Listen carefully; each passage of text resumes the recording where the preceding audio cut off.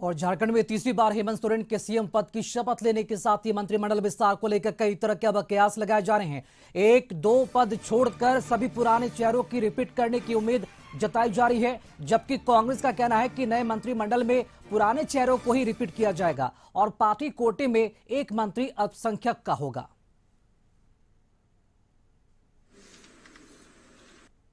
देखिए, सरकार का गठन हो गया, कल शपथ ग्रहण समारोह था। हेमंत सोरेन ने शपथ ले लिया, इंडिया गठबंधन की तरफ से मुख्यमंत्री बन गए और उन्होंने अपना कार्यभार भी कल संभाल लिए। रही बात मंत्रिमंडल का, तो कांग्रेस का मंत्रिमंडल में मैं समझता हूं कि जो मंत्री हैं वो सारे मंत्री रहेंगे और किसी भी मंत्री का बदलाव करना अनुचित होगा।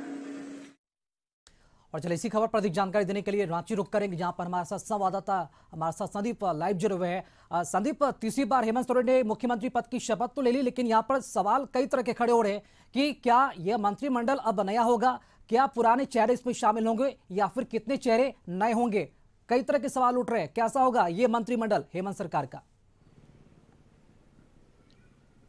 यदि हेमंत सोरेन की सरकार की बात करें तो हेमंत सोरेन ने एक बार फिर से राज्य की कमान संभाल ली है। हालांकि जो जमीन घोटाले मामले में उनको जेल जाना पड़ा था, उस दरमियान उन्होंने यह जिम्मेवारी चंपई सोरेन को दी थी और 5 महीने तक चंपई सोरेन ने राज्य की सरकार को चलाया। हालांकि जेल से छूटने के बाद हेमंत सोरेन ने फिर से राज्य की कमान अपने हाथों में ली है और 8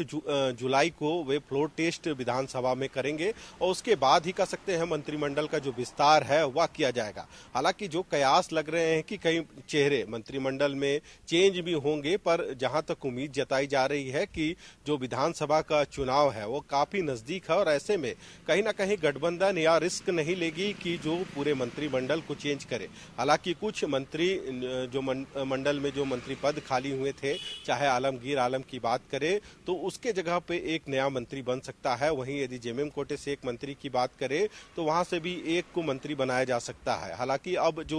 मंत्रिमंडल विस्तार का जो पूरा विषय है कहीं ना कहीं 8 जुलाई के बाद ही स्पष्ट हो पाएगा, जब विधानसभा में फ्लोर टेस्ट हेमंत सोरेन पास कर जाएंगे, क्योंकि 8 तारीख को विशेष सत्र बुलाई गई है और उस दिन हेमंत सोरेन को फ्लोर टेस्ट पास करना होगा। कहीं ना कहीं इससे पहले भी यदि बात करें तो गठबंधन के जितने भी बड़े नेता हैं, चाहे गुलाम अहमद मीर जो झारखंड के कांग्रेस प्रभारी हैं, वे भी इन दिनों 2 से 3 दिनों तक रांची में रहे थे और कहीं ना कहीं जो भी राजनीतिक गतिविधियां जो हो रही थी उसमें उनकी कड़ी निगाह टिकी हुई थी। हालांकि जो बातें आई कि जो पहले 7 तारीख को शपथ ग्रहण होना था और 1-2 दिन पहले ही शपथ ग्रहण मुख्यमंत्री का हो जाता है हेमंत सोरेन का, और उसके बाद अब पार्टी या फिर गठबंधन कहीं ना कहीं रिस्क लेना नहीं चाहेगी, क्योंकि यदि कई ऐसे चेहरों को मंत्रिमंडल में नए चेहरों को शामिल किया जाता है तो जो पुराने हैं या फिर जिनको जगह नहीं मिलती है उनमें नाराजगी होगी। क्योंकि इससे पहले भी यदि बात करें तो कांग्रेस के कई ऐसे विधायक थे जो दिल्ली पिछले 2 से 4-5 महीनों पहले भी दिल्ली कई बार कूच किए थे और जो आला नेता हैं उनसे मुलाकात किए थे और मंत्री को चेंज करने की कवायद भी उन्होंने लगातार की थी। हालांकि उस समय भी समझा बुझाकर लोगों को इससे जी संदीप, असमंजस की स्थिति है थोड़ी यहाँ पर कि किन किन नए चेहरों पर मोहर लग सकती है, लेकिन कांग्रेस कोटे से जिससे मंत्री बनाए जाने की जो बातें चल रही है, जो अल्पसंख्यक मंत्री हो सकता है, क्या किन्हीं के नाम की चर्चा हो रही है क्या? यदि अल्पसंख्यक कोटे के मंत्री की बात करें तो फिलहाल यदि इस कांग्रेस कोटे से एक ही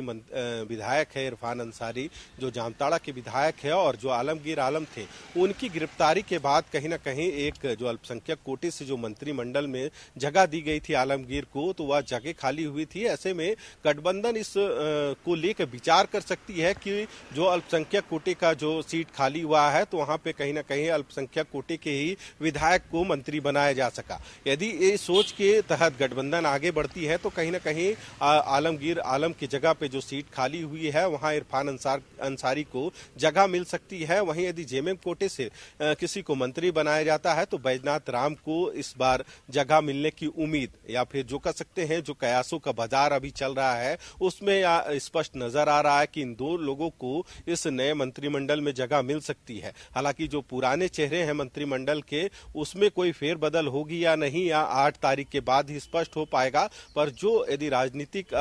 सरगर्मियों की बात करें झारखंड के परिप्रेक्ष्य में देखा जाए तो जिस तरह से जो विधानसभा का चुनाव होना है, तो ऐसे में गठबंधन या फिर कोई भी दल इस तरह का रिस्क नहीं लेना चाहेगा कि जो पुराने मंत्रिमंडल में जो मंत्री शामिल हैं उनको हटा के नए चेहरों को वहां पे जगह मिले। संदीप, देखना होगा कि क्या हेमंत सरकार के इस मंत्रिमंडल में किन किन नए चेहरों को मौका मिलता है और किन चेहरों पर वापस से भरोसा जताया जाता है।